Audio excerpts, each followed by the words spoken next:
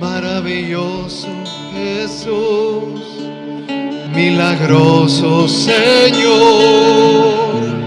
llena este lugar de tu presencia y haz descender tu poder a los que estamos aquí. Creo en ti, Jesús, y en lo que harás en mí. Creo en ti, Jesús,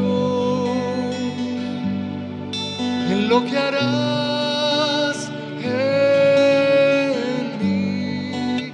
Una vez más vamos a decirle: quiero levantar a ti mis manos. Aquí estamos, Señor, aquí está tu pueblo, con manos levantadas a ti, Padre, en adoración, en rendición a ti, Señor. Queremos rendirnos a ti el día de hoy, Padre, que hagas tu voluntad en nosotros. Haz tu voluntad. Quiero levantar a ti mis manos, maravilloso y milagroso Señor. Llena este lugar de tu presencia y haz descender tu poder a los que estamos aquí. Nosotros le decimos: creo en ti, Jesús, y en lo que harás en mí. Creo en ti, Jesús, y en lo que harás en mí, en mí, en mí. Recibe toda la gloria, recibe toda la honra, precioso Hijo de Dios, y recibe toda la gloria, recibe toda la honra, precioso Hijo de Dios, Hijo de Dios.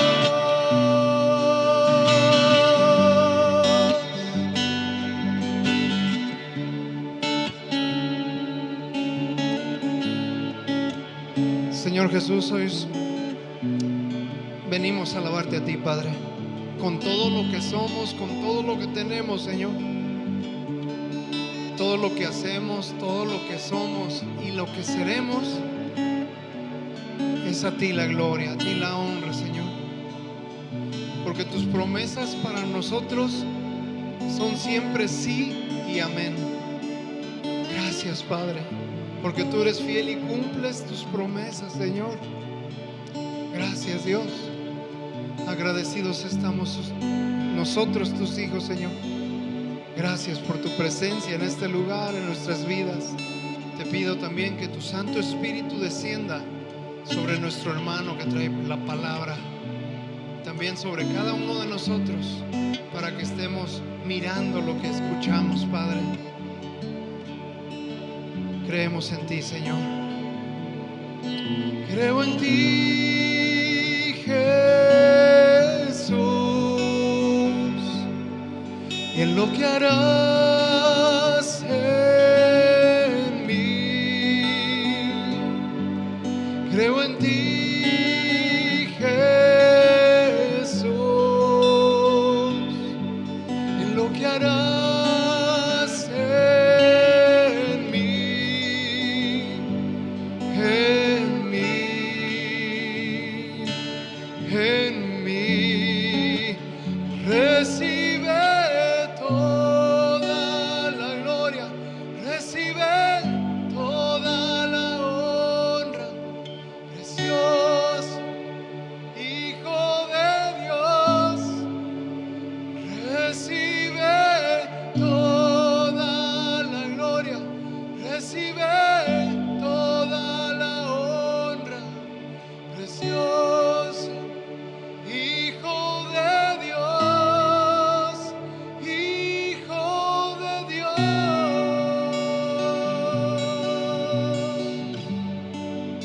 Gracias, Padre Celestial, por tu presencia en nuestras vidas. Gracias, Señor, porque te podemos ver a través de tu creación, a través de lo que tú has hecho. Podemos sentir ese amor, esa fidelidad día tras día, Señor. Gracias, Padre. Toda gloria y toda honra son para ti. Y este aplauso es para ti, Dios poderoso. Aleluya.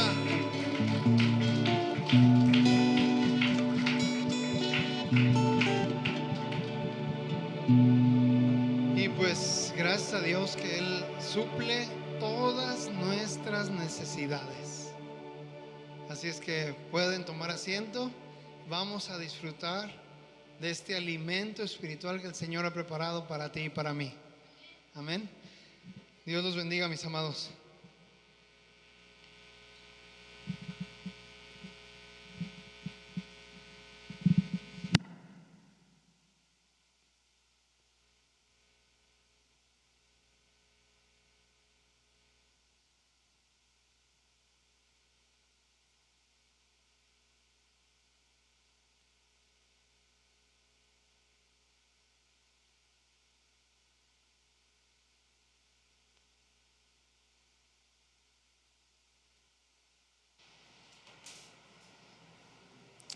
Gloria a Dios que estamos nuevamente reunidos. Amén. Un poquito apresurados, pero gracias a Dios, todo bien. Amén. Algunos hermanos hacen falta, esperemos que estén bien.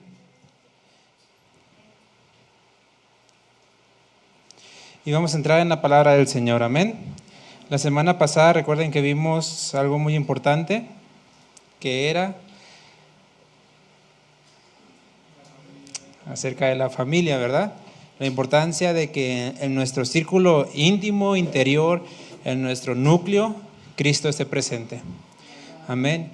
Y que dejemos de pensar a veces tanto en qué me toca a mí o en, ay, ¿por qué yo? Y empecemos a ver a Cristo, ¿no? Yo como hijo, ¿cómo agrado a Cristo? Yo como papá, ¿cómo agrado a Cristo? Yo como esposo o esposa, ¿cómo agrado a Cristo? Amén. Y bueno, continuamos en esta serie y hoy entramos a Crónicas, que es lo que sigue después de Reyes, ¿sí? Reyes y Crónicas. Ahora, ¿quién de aquí ha leído Crónicas? Ahí por encimita, ¿no? Ahí como que a duras penas, porque pues empieza como 5 o 6 capítulos con puro, y Adán engendró a tal, y engendró a tal, y engendró a tal, y luego tal engendró a tal, y luego no es suficiente con eso, se va a las tribus, y Judá engendró a tal, y Simeón engendró, y Gad engendró. Entonces vemos como que ya a empezar a leer, ya no, vámonos a un proverbio, un salmo, algo que esté bonito, ¿no? Y pues sí, a veces es más que nada por flojera, pero recordemos que toda la escritura es inspirada por Dios. Amén. Toda, amén. Entonces, Crónicas tiene algunas partes esenciales, algunas cosas importantes que apuntan y que tienen que ver con Cristo. Ahora, antes de empezar a ver eso, es importante, ¿no? Quiero meterlos en lo que trata Crónicas, porque muchas veces creemos como que Crónicas es una repetición de Reyes, o no lo han pensado así, ¿no? Como que a lo que dijo acá lo vuelve a decir acá, y pues es lo mismo, ¿no? Como que a Dios se le acabó la idea y otra vez repitió otro libro, nada más que le puso otro nombre, ¿no? Pero no es así. Crónicas tiene su propia esencia, tiene su propio propósito. Ahora, Crónicas, en diferencia, o a diferencia, mejor dicho, de Reyes, se enfoca solamente en los reyes de Judá. Reyes abarca reyes tanto de Judá como Israel. Recordemos que el reino de Israel se dividió en 2 partes, el norte y el sur. Uno que quedaba en disposición de Israel, que así se llamó, o después se conocieron como los samaritanos, eran 11 tribus. Y luego tenemos a Judá, que eran 2 tribus, ¿sí? Y entonces, Crónicas aborda solamente en esencia a los reyes de Judá, porque nos da a entender, y parte de esto nos indica que lo importante, o que la raíz importante no surge en quién es rey, sino de dónde vendrá el futuro rey. ¿Sí? No se trata de quién es mejor rey, si los de Israel o los de Judá, sino que trata pues ahora sí que de definir quién es el verdadero rey, al rey que Dios escogió. ¿Sí? ¿Se acuerdan que el rey que Dios escogió fue David? Y quien en esencia mantuvo el linaje de David fue Judá. Los reyes de Israel se daban entre pleitos, tanto que hasta una mujer llegó a ser reina en algún momento. Pero el problema entonces que aborda Crónicas se enfoca solamente en Judá. Es decir, este es el verdadero linaje real. Es de aquí de donde viene la promesa, tanto así que desde Adán nos indica en la genealogía de Adán hasta Abraham. Se le da la promesa a Abraham, y luego va desde Abraham hasta David. Y desde ahí, de David, es donde inicia ya la historia de los reyes, que narra Crónicas. Aborda también algunas tribus, más bien, todas las tribus de Israel, pero repito, solo se enfoca en el linaje real de David. A Saúl nada más le da un párrafo, ¿sí? De un capítulo, y el capítulo está bien cortito, donde aborda nada más: Saúl fue rey, fue despojado, y básicamente se va rápidamente a David. Ahora, la narrativa de Crónicas es diferente a Reyes, porque Crónicas, en la datación donde fue escrito, nos da a entender que fue el último libro del Antiguo Testamento en ser escrito. A veces creemos que fue Malaquías, ¿no? Malaquías y ya. No, pero es que olvidamos, o a veces creemos que todo está en orden cronológico, pero no. Todos los profetas, desde Isaías hasta Malaquías, todos estuvieron metidos en la historia de Reyes y de Crónicas. Vemos que en algunas partes, por ahí vemos que Isaías confrontó a algunos reyes. Daniel en la deportación fue después de otros reyes, pero todos ellos están metidos en la historia de Israel. No es como que primero fueron los reyes y después vinieron el tiempo de los profetas. No, los profetas estuvieron metidos, pero estos profetas tuvieron también escritos que son inspirados por Dios. Pero no veamos como que son aparte o como que son separados. No, estas profecías fueron dadas en un tiempo del reinado de Israel, ¿sí? Oseas, Amós, Abdías, ellos profetizaron a ciertos reyes. En esencia, Crónicas, repito, nos cuenta básicamente el fin del Antiguo Testamento, abordando a lo que era la promesa de que Dios iba a traer un reinado.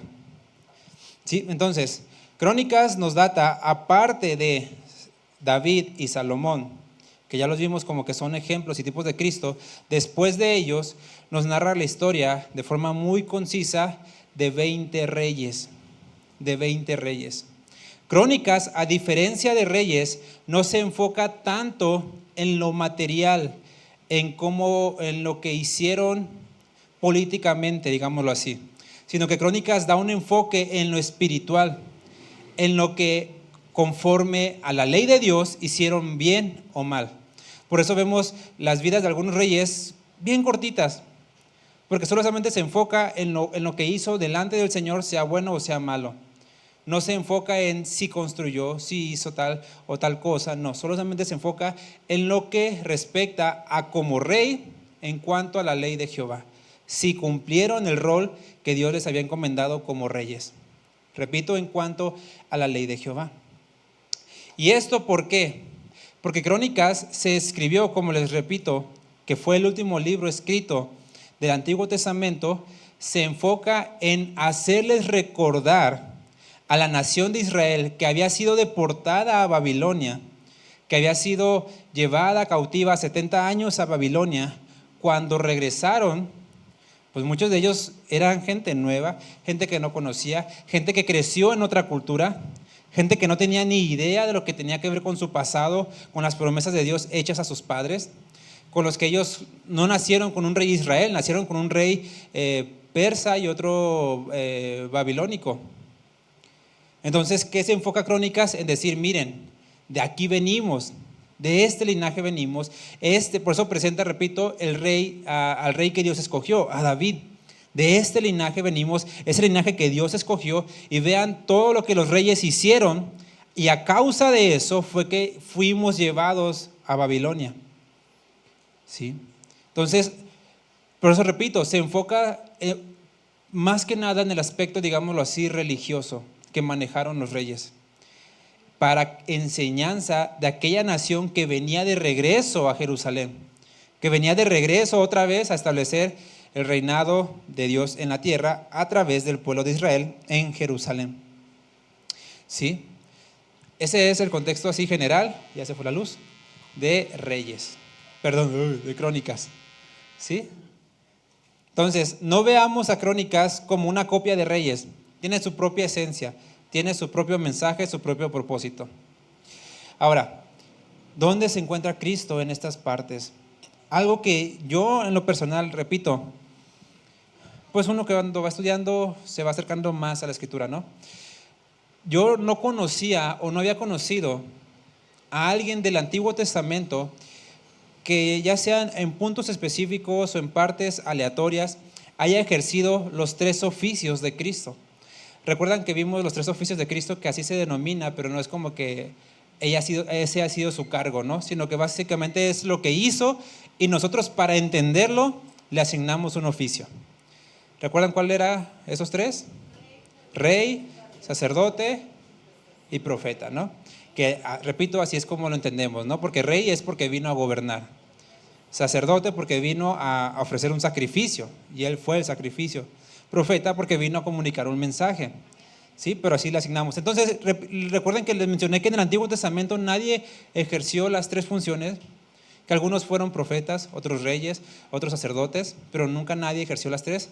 Pues vengo dándome cuenta que hubo una persona que se acercó a los tres. No como tal ejerció el oficio, pero sí la raíz de atrás. Estableció un mensaje, ejerció un gobierno y ejerció de cierta forma un sacerdocio. ¿Quién creen que haya sido? Que se acercó así como a Cristo, así como que, casi. ¿Quién? No, del Antiguo Testamento, no. David. David es como que cada vez viendo más su vida uno se impresiona más de cómo Dios a través de él dices, wow, es que Dios preparó muy bien a David para ser una figura de Cristo. Imperfecta, sí, pecó, sabemos todo lo que hizo, pero de cierta forma Dios estaba mostrando en él pues una imagen muy, muy parecida a su hijo, ¿no? Qué privilegio, qué honor y qué gracia sobre David, ¿sí? No es porque digamos, es que David pues era muy chido, era un consentido de Dios. No, recordemos que Dios se mueve en gracia. David ya conocemos que fue el rey de Israel, el rey que Dios escogió, al que se le prometió del linaje de a ti vendrá el rey eterno. Entonces eso ya es una gran promesa. Conocemos y sabemos que David como tal, repito, nunca se nombró él mismo, yo soy profeta de Dios, pero profetizó. Los salmos están llenos de profecías acerca de Cristo. Pedro, en el primer sermón, se refiere a David como profeta. Y dice él, sabemos de David que fue profeta. ¿Sí me entienden? Por eso repito, no quiero que encasillemos solamente como en el rol, sino en lo que hizo. Porque como rol ejerció el reinado nada más. Pero en lo que hizo, reinó, gobernó y profetizó. ¿Por qué? En el rol, Dios nunca habló directamente con él, sino que Dios envió a Natán, al profeta Gad, para tratar con él, a Samuel para tratar con él, ¿sí? Pero él profetizó, ¿sí me entienden? Pero en una parte, en una escena, David toca poquito las fibras del sacerdocio, digámoslo así. No que él se haya metido a ofrecer holocausto, no que él haya ejercido, haya dicho yo ahora que soy el sumo sacerdote, no, porque no era su función. Conocemos de un rey que se llamó Usías, que dice la Biblia que él empezó bien delante del Señor y Dios lo bendijo, pero después dijo, soy yo el favorito del Señor, soy yo el amado del Señor, soy yo el consentido del Señor, y dijo, pues si yo soy el consentido, pues yo ofrezco sacrificio, denme el efod, denme el incienso, yo voy a ofrecer. Y los sacerdotes dijeron, no te compete, rey. Y los sacerdotes se pusieron en contra del rey y el rey se enojó y dijo, pues ¿cómo de que no? Y en eso, quien se interpuso ahora fue Dios. Y vino lepra sobre su vida. Entonces, él murió al final de sus días, alejado con lepra, solo en una casita, ya sin ejercer ni reinado ni nada, porque se quiso, digamos, saltar las trancas, ¿no? Pero David, repito, no, porque no fue con orgullo que tocó estas fibras del sacerdocio. Esto lo vemos en 1 de Crónicas 15, 25 y 27. Dice David, el contexto es que quería traer el arca del Señor, la presencia del Señor a Jerusalén. Ya con todas las de la ley, ya había pasado lo de que Usías, ¿sí era Usías? No, ¿cómo se llamaba? No, Obed-Edom es donde vivía, pero el que se murió. Urías, uno que tocó el arca, se murió. David dijo, no, aquí hay juicio del Señor, dejemos el arca en la casa de Obed-Edom. Y tiempo después dijo David, ya me acordé que Dios ya había dicho cómo moverla. Entonces, ya con todo lo que Dios había mandado, David va y dice, David pues y los ancianos de Israel y los capitanes de millares fueron a traer el arca del pacto de Jehová de casa de Obed-Edom con alegría, ¿sí? Porque la presencia del Señor implica alegría, ¿sí? No es como que iban en una carreta fúnebre, ¿no? Porque a veces queremos venir al culto también con esa cara de, ay, aquí me mataron, aquí me murieron porque no me dejan hacer lo que yo quiera. No, con alegría.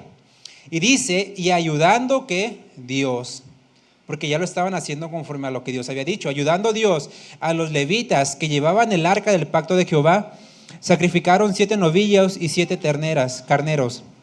Y David iba vestido de lino fino.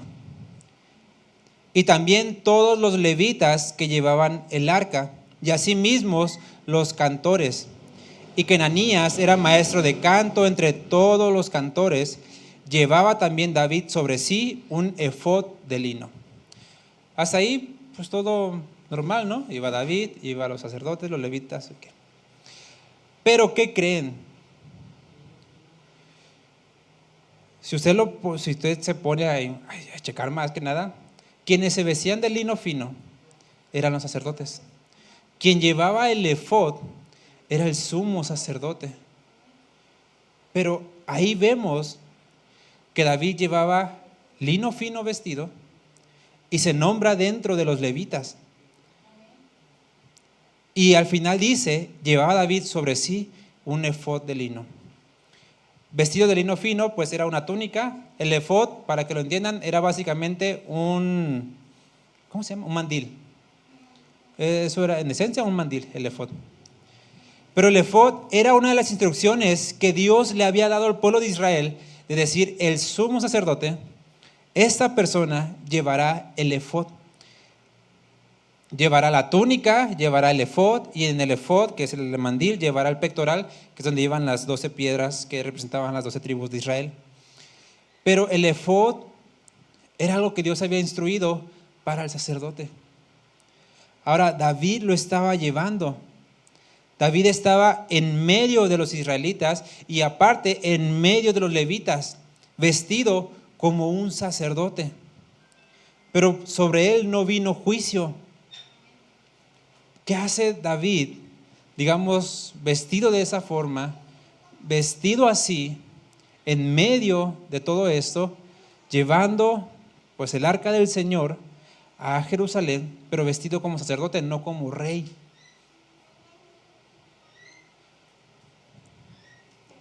¿Sí vamos viendo?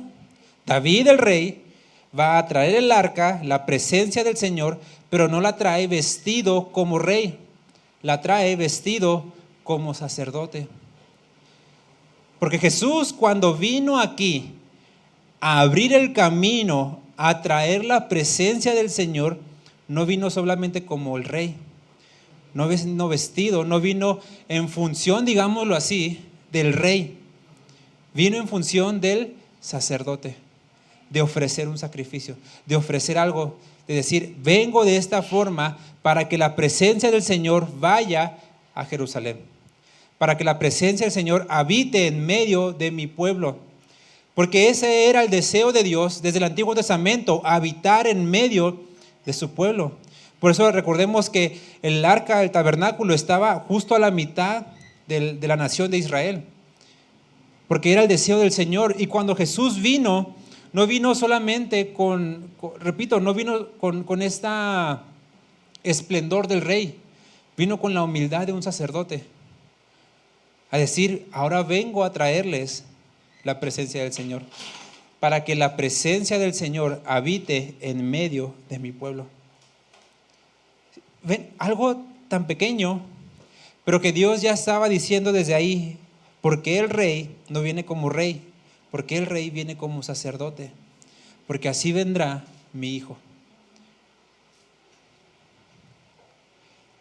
Y David en sí, en ese momento, funge, repito, de forma humilde, no altiva como Usías, de forma con alegría, con gozo. Es decir, llevo la presencia del Señor y ahora funge como sacerdote. Y eso es todo lo que hizo. No hizo nada más. No ofreció el holocausto, no ofreció el incienso, no, simplemente se vistió como sacerdote. Pero eso da lugar y nos muestra cómo el Señor ya estaba prometiendo la presencia de su presencia en medio de su pueblo a través del sacerdote, del rey que también sería sacerdote. Por eso me impresiona en lo personal la vida de David, porque es un reflejo de la gracia del Señor, un reflejo de un hombre que dijo: este es conforme a mi corazón, un reflejo de alguien que con alegría y humildad y sencillez se dedica al Señor. Tanta era su sencillez, humildad y alegría delante de Dios, que cuando va llegando el arca del Señor a Jerusalén, David va en una explosión de alegría, tanto que para los ojos de otras personas era como que, ¿qué hace el rey de esa forma? ¿Qué hace el rey despreciándose de esa forma delante del pueblo? Y es donde conocemos a David, que dice: delante del Señor me haré aún más vil. Porque no me importa el lugar o cómo me vea la gente, si para ellos implica que el rey tenga que ser así, así, así. No, porque él consideraba su vida como la de un siervo. Consideraba, aunque era el rey, él, delante del Señor, del supremo rey, él decía: yo soy nada. Por eso yo me gozo de tener a este rey. Por eso delante del Señor yo me haré más vil. Y Dios, en gracia, lo utiliza como un tipo casi perfecto de Cristo. Porque yo le repito, viendo en las Escrituras, nadie más en ningún momento de su vida ejerce el reinado, ejerce la profecía y ejerce el sacerdocio más que él. Obviamente esta figura, a pesar de que se acerca mucho, pues queda lejos. A pesar de ser el que más se acerca a Jesús, queda lejos. Porque cuanto más cerca estés del infinito, sigues estando lejos. ¿Verdad, hermano Juan? Cuanto más te quieres acercar al infinito, más lejos estás. Porque el infinito es infinito. Por eso es importante, si bien estos hombres, y ahorita vamos a ver algunos otros, son ejemplos, prefiguras de Cristo, nuestro ejemplo perfecto, quien hizo todo a la perfección, fue Dios. Fue Dios en la imagen de su Hijo, Cristo. Él sí fue un rey perfecto y gobierna de forma perfecta. Él ejerció una profecía perfecta porque Él era la revelación del Señor. Y Él ejerció un sacerdocio perfecto una sola vez y para siempre. Tanto era su perfección que solamente una vez, y dijo: con eso es suficiente para los de atrás y para los que vendrán. En Crónicas encontramos, también estuvo en Reyes, pero lo quise enfocar en Crónicas, a 5. Vea, ¿cuántos reyes les dije que había en Crónicas, aparte de David y de Salomón? 20. De esos 20, solo 5 reyes se dice que hicieron lo recto delante del Señor. 5, aparte de David y de Salomón. 5 de 20, es decir, una cuarta parte nada más. Rápidamente me hizo recordar donde dice la Biblia que muchos son los llamados, pocos los escogidos. De 20, solo 5. Y a pesar de que hicieron lo recto delante del Señor, aún así fueron imperfectos, porque todos fallaron. Solo hay uno del cual no se nombra nada malo, ni en Reyes ni en Crónicas. Solamente es un rengloncito donde dice: hizo lo recto delante del Señor, anduvo en los caminos de su padre y tan. Pero tanto Reyes como Crónicas lo mencionan, que este rey, lo que destacó de toda su vida es que hizo lo recto delante del Señor. ¿Qué dirían se le llama epitafio a lo que ponen en las tumbas? ¿Qué diría de nosotros, si dijéramos una marca de la vida de esta persona, ¿cuál sería? ¿Cómo nos recordaría el mundo? ¿Cómo nos recordaría nuestros seres queridos, nuestros familiares o nuestros enemigos? ¿Cómo nos recordarían? ¿Cuál sería la frase a utilizar de nosotros? Tanto de papás, mamás, abuelos, de amigos, que todos dijeran, a ver, entre todos los que conocen a Hiram, pónganle una frase. Entre todos los que conocen a Silvia, una frase de cómo recordarían. No sé usted, pero yo quisiera que recordaran que anduvo en los caminos de Dios. Si algo quisiera que mi vida impactara es anduvo en los caminos del Señor. No si hizo tal cosa, no si hizo otra cosa, no si deshizo y eso no. Anduvo en los caminos del Señor. Porque esa es la herencia que yo creo que como padres quisiéramos dejarles a nuestros hijos. Uno de estos reyes se llamó Asa. Asa está ahí en 2 de Crónicas 14 hasta el 15, hasta el 16. Asa se vio en una situación donde se enfrentó, o un rey más bien venía contra él con 1,000,000 de soldados, con 1,000,000 de soldados. Y él nada más tenía cuando mucho 350,000, 400,000 por ahí soldados. Lo superaban por el doble al mínimo. En el versículo 11 y 12 del capítulo 14 dice que Asa clamó a Jehová y dijo: Jehová, para ti no hay diferencia alguna en dar ayuda al poderoso o al que no tiene fuerzas. Ayúdanos, oh Jehová Dios nuestro, porque en ti nos apoyamos y en tu nombre venimos contra este ejército. Oh Jehová, tú eres nuestro Dios, no prevalezca contra ti el hombre. Y dice que Jehová deshizo los etíopes delante de Asa y delante de Judá. La victoria se la dio Dios a Asa. Pero en esta frase Asa dice: Señor, en ti nos apoyamos y en tu nombre es que venimos contra este ejército. Y esto nos lleva a Jesús, donde dice: las obras que yo hago no las hago yo por mí mismo, sino que Él dice: todo lo que el Padre me dice que haga, eso hago.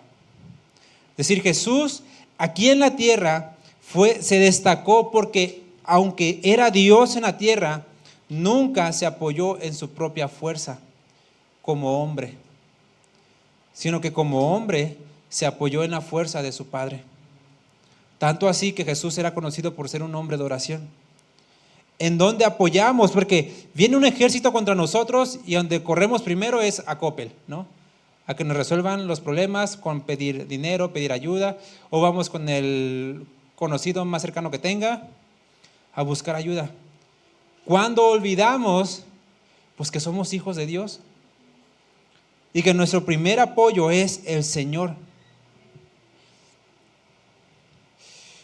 Asa fue reconocido por hacer se le llamó así, reforma religiosa, donde él buscó agradar al Señor. ¿Por qué? Judá se había llenado de ídolos. Entonces él empezó a decir: no, espérenme, esto no está bien. En el capítulo 15, el título dice Reformas religiosas de Asa. Y Asa empezó a buscar al Señor, empezó a llevar al pueblo al Dios verdadero, empezó a instruir, a llevar, a decirle al sacerdote: enseña al pueblo. Empezó a buscar a Dios y Dios lo bendijo. Tanto así que en el capítulo 15, versículos 16 y 17, dice: aún su madre, la madre de Asa, Maca, dice que Asa la despuso de su dignidad. Es decir, le quitó el nombramiento de reina o de mamá del rey. ¿Por qué? Porque había hecho una imagen de acera. Y Asa, en esta celo por el Señor, dijo: destruyo la imagen, la deshago y la quemó junto al torrente de Cedrón, que era como un arroyo. Dice: con todo esto los lugares altos no eran quitados de Israel, aunque el corazón de Asa, que fue perfecto en todos sus días.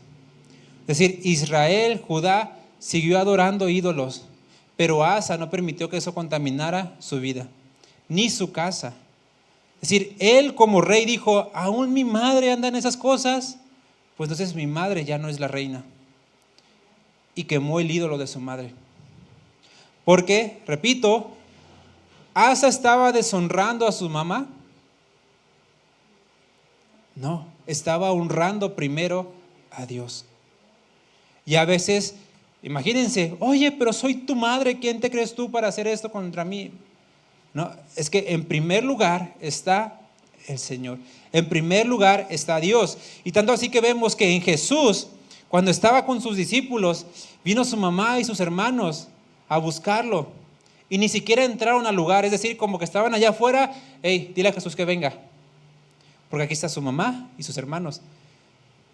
Y cuando fueron a buscar, ¿qué dijo Jesús? Ay, mi mamita chula. No, dice, a ver, no. Aquí están mi madre y mis hermanos, los que hacen la voluntad de Él. Si Jesús estaba estableciendo un orden, primero Dios, primero los que hacen la voluntad del Señor, porque ahí dice claro también que aún su familia no creía que Él era el Mesías. Aún su madre dudaba y sus hermanos no creían que Él era el Mesías. Por eso Jesús dijo, ellos no son mi familia son los que hacen la voluntad de Dios. Jesús no estaba deshonrando a su mamá, sino que estaba dando lugar primero a Dios. Sin embargo, repito, Asa, a pesar de estar y hacer lo recto delante del Señor, pues cometió errores.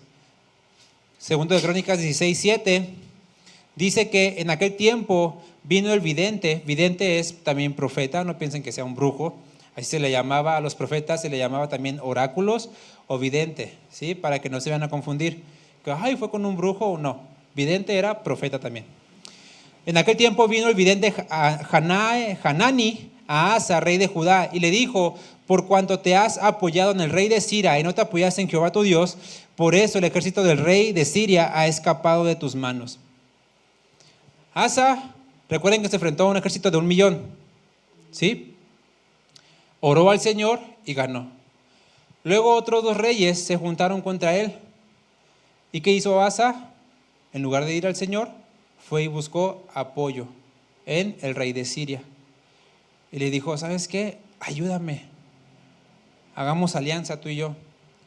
Y vino Dios a decirle, a ver, ¿no viste que te acabo de librar de todo esto y ya no te apoyaste en mí, sino en el otro rey? Dice, aún ese rey hubiera sido tu siervo, pero ahora porque te apoyaste en él, perdón, este rey se ha escapado de tus manos, es decir, ya no tendrás dominio en él.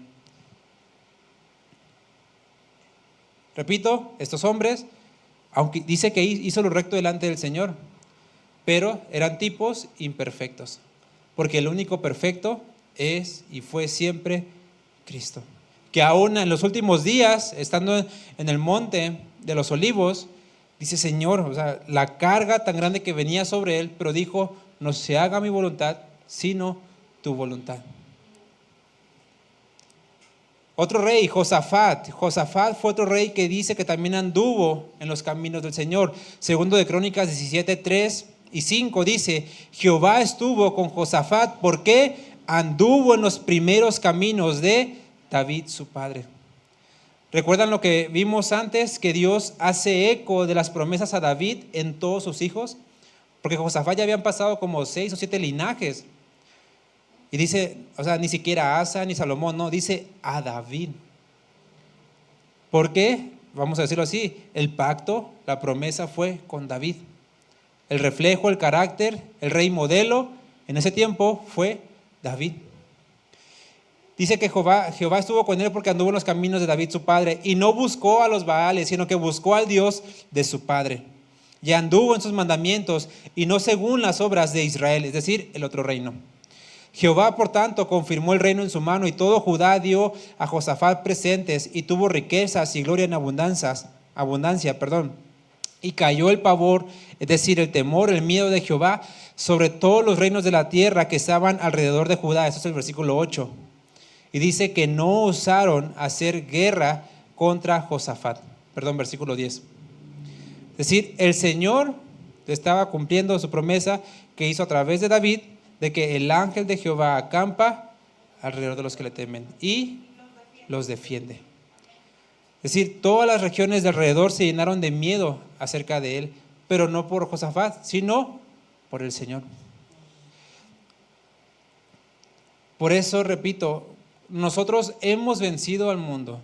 Nosotros no tenemos miedo, en teoría, ¿no?, del mundo, pero no porque seamos muy fuertes, no porque seamos muy capaces, sino porque Cristo está en nosotros. Y Él dijo, confiad, ¿qué? ¿Ustedes han vencido al mundo?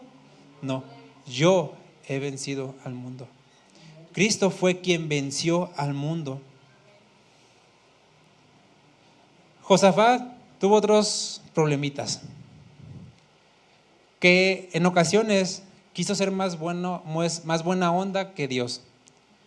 Ojo, él seguía temiendo al Señor, pero repito, era imperfecto. 2 veces, no solo una, pero 2 veces hizo alianzas con reyes, que Dios le dijo, no. Pero él dijo, es que pobrecitos, necesitan ayuda, y yo soy muy buena onda. Segundo de Crónicas 19, 2 y 3, dice, y le salió al encuentro el vidente, otra vez repito, profeta, Jehú, hijo de Hanani, es decir, el profeta que había reprendido a su papá, Asa, ahora el hijo del profeta reprende al hijo del rey. Jehú dijo al rey Josafat, ¿al impío das ayuda? ¿Y amas a los que aborrecen a Jehová? Porque Josafat había hecho alianza, adivinen con quién, con nada más y nada menos que el rey más malo que había habido en Israel. ¿Sí saben quién fue el rey más malo de todo Israel? Acab. El rey, dice la Biblia, que nunca hubo un rey tan malo que se prestara a la idolatría y a hacer todo lo malo a causa de su mujer. Por eso mucho ojo, ¿ok? Pero dice, te has unido con él, has hecho alianza con él, los ayudas a los que aborrecen al Señor. Y dice, has salido de la presencia de Jehová, ira contra ti por eso. No dice que el diablo, porque a veces creemos que lo malo viene del diablo, es decir, que el juicio, viene del diablo. Que si nos pasan cosas o consecuencias a causa de nuestro pecado, es porque el diablo me hizo esto. No, a veces es juicio del Señor. Dice, ha salido ira contra ti por esto, pero dice, pero se han hallado en ti cosas buenas, por cuanto has quitado de la tierra las imágenes de acera y has dispuesto tu corazón para buscar a Dios. Ahora, tampoco malentiendan esto. No es una balanza de buenas obras contra malas obras a verles cuál ganan. No es lo que está queriendo decir. Está yéndose que en tu corazón, en tu interior, has dispuesto a buscar a Dios. ¿Sí? Aún así, pecaste. Pero no vengamos aquí con que es una balanza de buenas obras. Señor, pero encuentra en mí todas las cosas buenas que he hecho para que pesen contra las malas. No, es lo que hay en el corazón. Y en nuestro caso, dice, se han hallado en ti buenas cosas. Ahora, ¿qué buenas cosas hay en nosotros? No son cosas buenas, es una persona buena, que es Cristo. Es decir, la ira del Señor no viene contra nosotros con todo lo que da, porque Cristo está en nosotros, porque hemos dispuesto nuestro corazón para buscar a Dios. ¿Sí? Y repito, esto Josafat lo hizo 2 veces y el Señor trató con él. Pero uno de los puntos claves de Josafat fue una fe en medio de la alabanza a Dios. En un punto de su vida, 2 ejércitos, o un ejército, no recuerdo quién, se enfrentó, eran 2, Moab y Amón. Vinieron contra Josafat a hacerles guerras. Y Josafat clama al Señor y hace una oración que se le conoce como la oración de Josafat. Usted lo puede buscar ahí en internet y la va a ver. Hay un montón de enseñanzas sobre eso.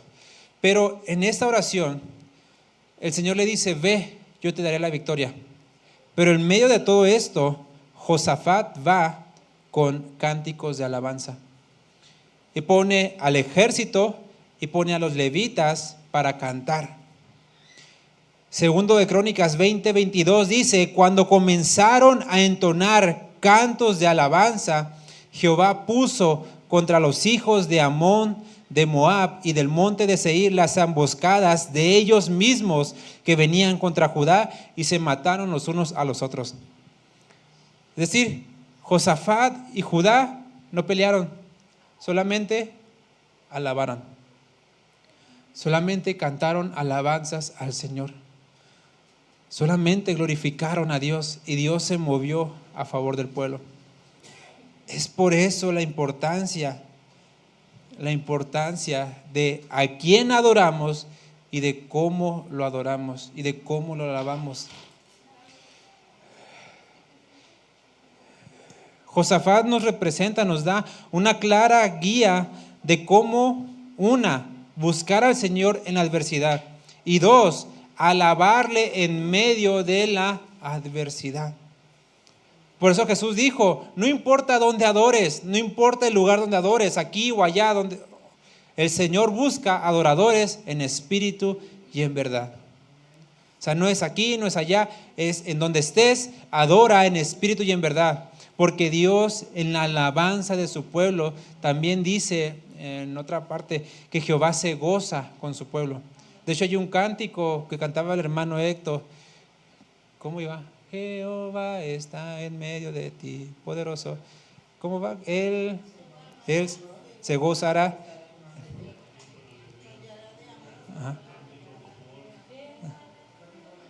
Ajá. Es una parte de Sofonías. ¿Sofonías qué? Sí se lo sabe. Pero vea, Dios se goza con su pueblo en la alabanza. ¿Usted cree que Dios se va a gozar si uno está con cara de amargado? Recibe toda la gloria, recibe toda la honra, precioso Hijo de Dios. Eso no es alabanza, ¿sí? Eso es nada más estar cantando y ya. Pero no, o sea, porque la alabanza tiene que ver con el corazón, con la verdad, con el espíritu. Decir, Señor, te alabo por quien eres, con el entendimiento de quién eres. Por eso la Biblia dice, alabaré. Pablo dice, alabaré con el espíritu, pero también con el entendimiento. Y eso no tiene que ver con algo teológicamente correcto, sino con saber a quién estoy adorando. Y Dios respondió a la oración de Josafat y le dio la victoria. Eso nos lleva rápidamente a lo que pasó con Pablo y Silas. Ellos estaban en una situación similar, no tan grande, pero similar. Estaban en problemas contra unos enemigos, en la cárcel, enlodados en medio del drenaje, encadenados. ¿Y qué hicieron? Ay, Señor, y paso te sirvo. Ay, Dios, para esto, no, mejor me haya quedado en mi casa bien a gusto, o mejor me haya ido antes siendo fariseo. ¿Para esto? No. ¿Qué? Se pusieron a alabar al Señor. Una de las cartas que conocemos como la carta del gozo fue escrita en la cárcel, que es la de Filipenses, que es donde sacamos esa famosa frase, ¿no? Todo lo puedo en Cristo que me fortalece. Sí, gloria.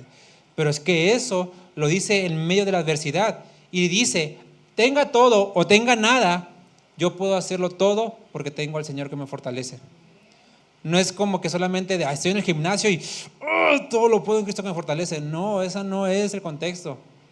¿Sí? El contexto es, Señor, no tengo nada, pero tú me has mandado esto, todo lo puedo hacer porque tú me lo has mandado y tú me fortaleces. Tú me has dicho que mi hijo o mi hija los voy a educar y los voy a instruir, pero andan de rebeldes, todo lo puedo en Cristo que me fortalece porque tú me has dicho, yo estoy trabajando en eso. Tú me has dicho que hagas tal y tal cosa, yo lo voy a hacer porque tú me fortaleces. No es hacer lo que yo quiera, que al cabo el Señor me fortalece. Así no se trata, sino de hacer la voluntad de Dios. Y en esa voluntad el Señor nos fortalece. ¿Quién de aquí no tiene problemas? Pero ¿cuántos en medio de los problemas, en lugar de estar renegando contra el Señor, nos hemos puesto a alabar? ¿Cuántos en medio de la enfermedad, de la crisis, incluso en medio de la tentación, cuántas veces nos hemos puesto a alabar al Señor? Jotam, este es el rey que les digo, no lo confundan con Joram. Joram hizo lo malo ante el Señor, pero otro rey se llamó Jotam, un poquito antes del rey Ezequías, que este lo conocemos un poquito más. Pero de Jotam, nada más es un parrafito lo que se dice de él. Segundo de Crónicas 27. Un capítulo entero para él, pero es uno de los capítulos más cortos de Crónicas. Nada más tiene 9 versículos y versículos cortos. Pero en esencia lo que dice es que, versículo 2, hizo lo recto ante los ojos de Jehová, conforme a todas las cosas que había hecho Uzías su padre, salvo, a excepción, dice, que no entró en el santuario de Jehová, es decir, él sí hizo las cosas bien, no se envaneció. Menciona algunas cosas, edificó algunas puertas, la puerta mayor de la casa de Jehová, es decir, restauró el templo, edificó ciudades, hizo muchas cosas, pero no se nos menciona todo lo que hizo. Lo que destaca aquí es que hizo lo recto delante del Señor. Versículo 6, así que Jotam se hizo fuerte porque era inteligente, no, porque preparó sus caminos delante de Jehová su Dios. Y ya después dice que murió. Repito, ¿qué dirá la gente? ¿Qué dirán los que nos recuerden de nosotros? Era bien renegón, era esto, era lo otro. Claro, en los funerales pues siempre se recuerda lo bonito, ¿no? Y lo bueno. Era tan trabajador, pues sí, me golpeaba y todo, pero era tan trabajador. Pero de todo esto, ¿qué será lo bueno que recuerden de nosotros? ¿Qué será lo que quede marcado, padres, en nuestros hijos? ¿Cómo nuestros hijos nos recordarán? ¿Como un buen padre o como un padre que hizo lo recto delante del Señor? Ezequías, este rey sabemos o lo conocemos un poquito más porque es el rey que cayó enfermo y Dios le dice, ordena tu casa porque de cierto morirás. Este Ezequías estuvo a la par de Isaías. Isaías fue el que le dice. Por eso repito que todos los profetas están dentro de Reyes y Crónicas. Isaías también restablece el culto en el templo, empieza también a hacer sus reformas religiosas. Al final de cuentas, también se desvía a causa de las riquezas que tuvo, pero en esencia también buscó hacer lo recto delante del Señor. Pero al que más quiero enfocar ahorita rápidamente y darle un poquito más así de énfasis es al rey Josías. El rey Josías fue hijo del rey Manasés. Ezequías es el rey que Dios le dijo, pon tu casa en orden. Dios le dio más vida, pero al final de cuentas se desvió. Al final Ezequías se desvió y muere. Repito, pecó contra el Señor, pero el Señor dice que nunca se apartó de él, ¿no? Pero su hijo Manasés, según la Biblia, fue el peor rey de Judá. De Judá, no de todo Israel, de Judá. Fue un rey que hizo y deshizo. O sea, toda la buena memoria que tuvo su padre, le hizo todo lo contrario. Pero el hijo de Manasés fue todo lo contrario a Josías. Fue todo lo contrario. Es ahí donde vemos que la salvación es del Señor. 2, que tanto hijos como padres, cada uno es responsable de su fe delante del Señor. No es pretexto decir, mi padre fue del peor, para decir, pues yo también soy así. No es pretexto para los hijos. Tampoco es desobligación de los padres decir, tú tienes responsabilidad con el Señor. No, es responsabilidad de los padres a guiar correctamente a los hijos, ¿no? Pero el punto al que voy es que Josías comenzó a reinar a los 8 años. Fue el rey más chiquito de Judá. Pero este rey fue el único rey de todos los que mencionamos que su reforma religiosa fue verdaderamente, digámoslo así, implacable. Los demás reyes sí establecían el sacerdocio, establecían otra vez el templo, arreglaban el templo, pero algo que se dice de los demás es que no quitaron los lugares altos. Es decir, seguía habiendo adoración a otros ídolos en Judá.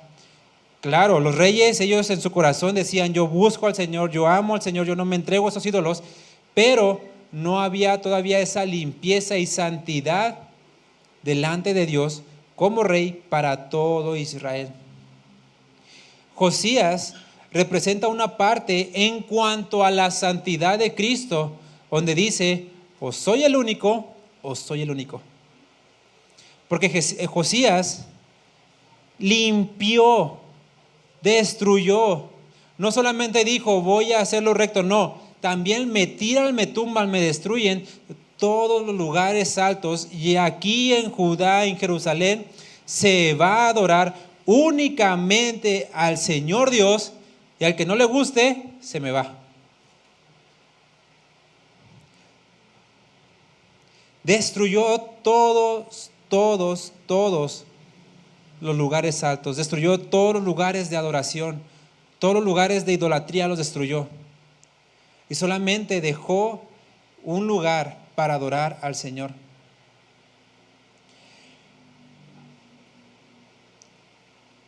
Esto lo hizo, obviamente, después de haber leído la palabra del Señor. Él dijo, voy a buscar al Señor, encuentran el libro de la ley que estaba perdido en el templo, lo encuentran, le dice, léemelo, se lo leen y dicen, no manches, estamos yendo totalmente en contra de Dios.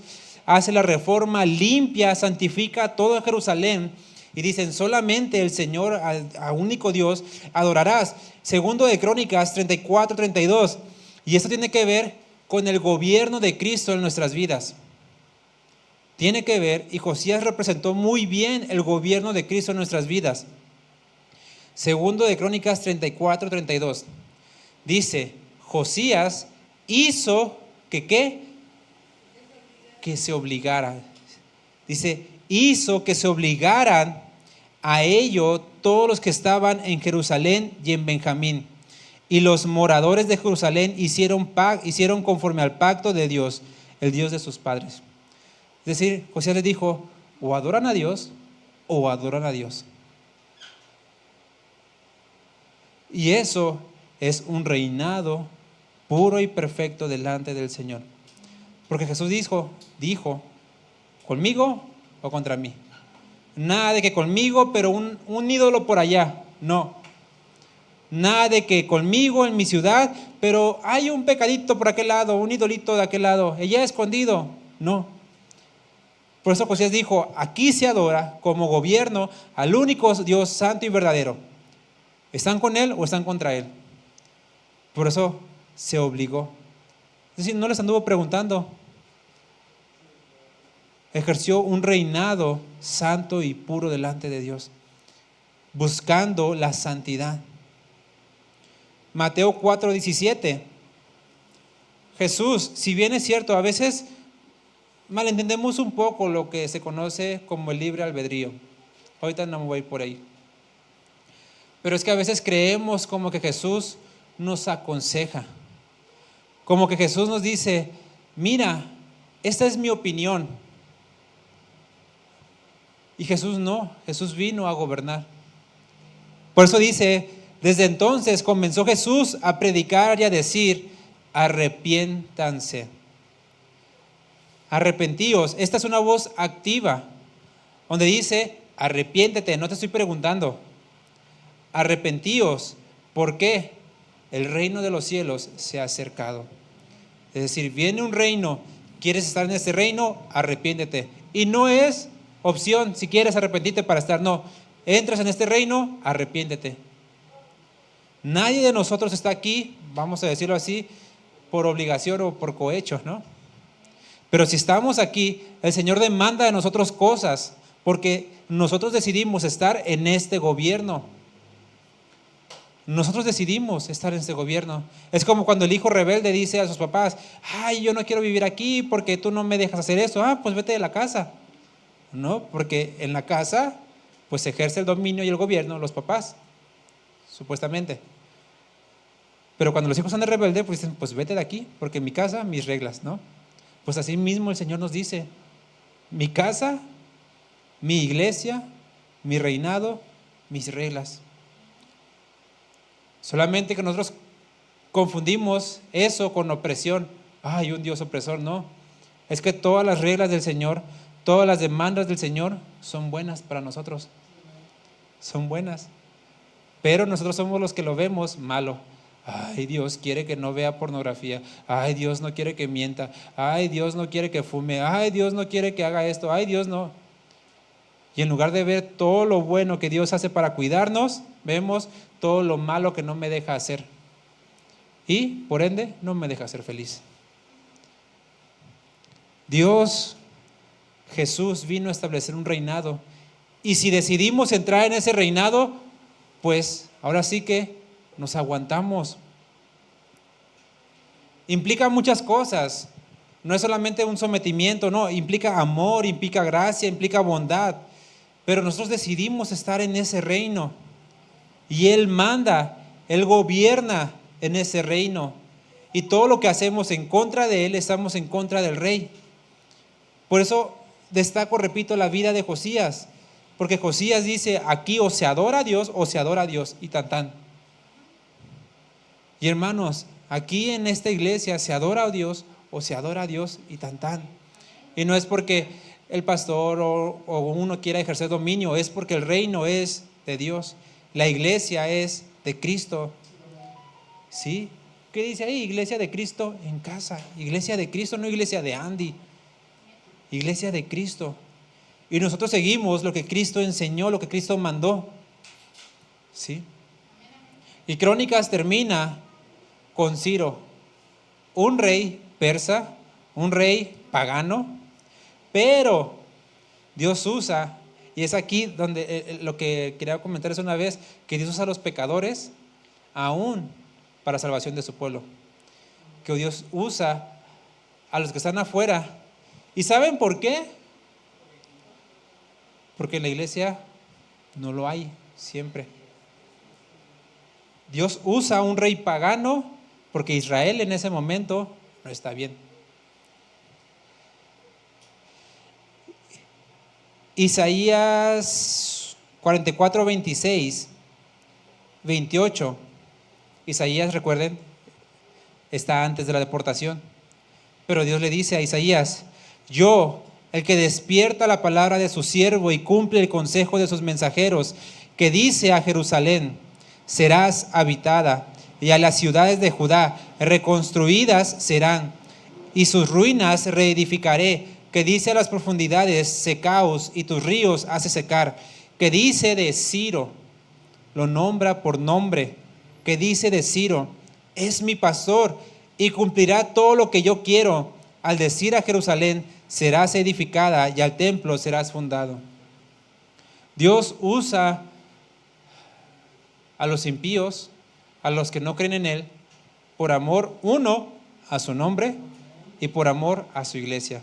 En este caso, por amor a Israel, por un pacto que había hecho desde tiempo atrás con Abraham, que lo ratifica con Moisés y lo vuelve a ratificar con David.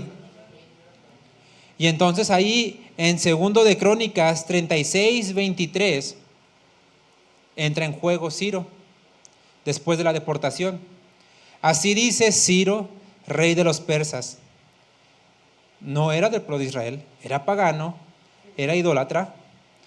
Jehová, el Dios de los cielos, me ha dado todos los reinos de la tierra, y Él me ha mandado que le edifique casa en Jerusalén, que está en Judá. Quien haya entre vosotros de todo su pueblo, sea Jehová su Dios con él, y suba. Dios utilizó a un rey pagano para reconstruir Jerusalén. Y este, en esencia, es el último versículo del Antiguo Testamento. Pero que dice: Jehová, el Dios de los cielos, me ha dado todos los reinos de la tierra, y Él me ha mandado que le edifique casa en Jerusalén. Y recordemos de Jesús, que toda potestad le fue dada a Él, en la tierra y en los cielos. Todo reino le fue dado a Él. Y a Él le fue ordenado hacer casa. Pero ahora esa casa no es una casa, no es un templo físico. Ahora esa casa está en nosotros. En nosotros. 5 de 20 reyes de Judá caminaron en santidad. Solo 5. Por eso, repito, muchos son los llamados, pocos los escogidos. No es el número, es la calidad. ¿Sí? ¿Cuántos de nosotros verdaderamente estamos en Cristo? ¿Cuántos de nosotros se nos puede decir delante de Dios, hizo lo recto delante del Señor? Anduvo en los caminos de Jesús. Anduvo en los caminos del Señor. ¿O cuánto se dirá de nosotros? Hizo lo malo ante los ojos del Señor. Anduvo en rebeldía, anduvo en sus propios caminos. ¿Qué dirá el Señor de nosotros? Amén. Vamos a orar. Padre, gracias por tu palabra y gracias por lo que hablas en nuestras vidas. Gracias, Señor, porque podemos ver en tu palabra la hermosura de tu voluntad, lo bello que tienes para nosotros. Gracias, Dios, porque nos has dado tesoros en medio de tu palabra para aprender de ti, para conocerte a ti, para conocer tu voluntad.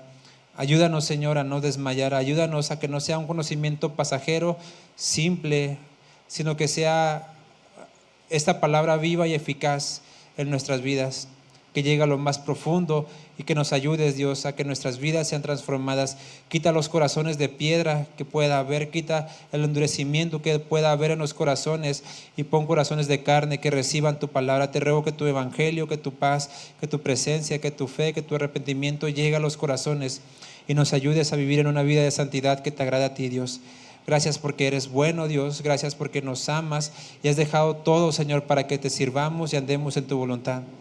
Todo eso te lo pedimos en el nombre de tu Hijo Jesús. Amén.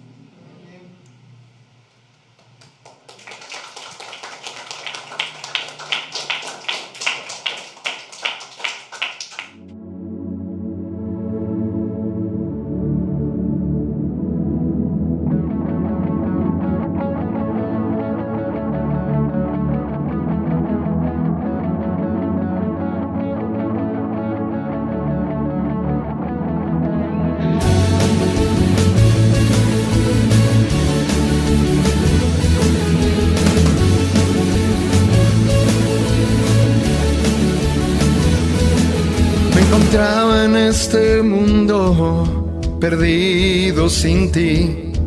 No encontraba una respuesta para mi oración. Me encontraba en este mundo perdido sin ti. No encontraba una respuesta para mi oración.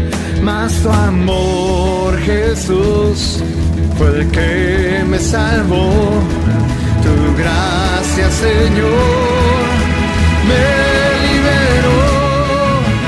Eres mi salvación, eres mi luz, mi gran amor. La roca de mi refugio eres tú, Jesús. Eres mi salvación, eres mi luz, mi gran amor. La roca de mi refugio eres tú, Jesús.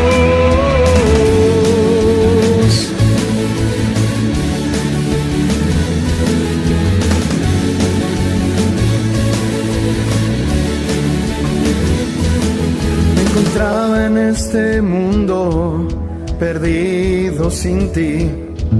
No encontraba una respuesta para mi oración. Mas tu amor, Jesús, fue el que me salvó. Tu gracia, Señor, me liberó. Eres mi salvación, eres mi luz, mi gran amor. La roca de mi refugio eres tú, Jesús.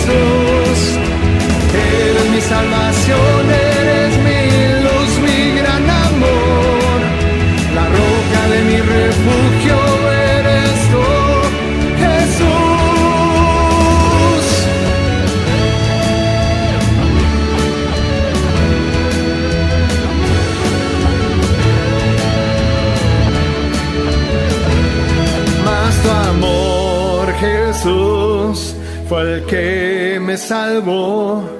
Tu gracia, Señor, me liberó. Mas tu amor, Jesús, fue el que me salvó. Tu gracia, Señor, me liberó. Eres mi salvación, eres mi luz, mi gran amor. La roca de mi refugio eres tú, Jesús. Eres mi salvación,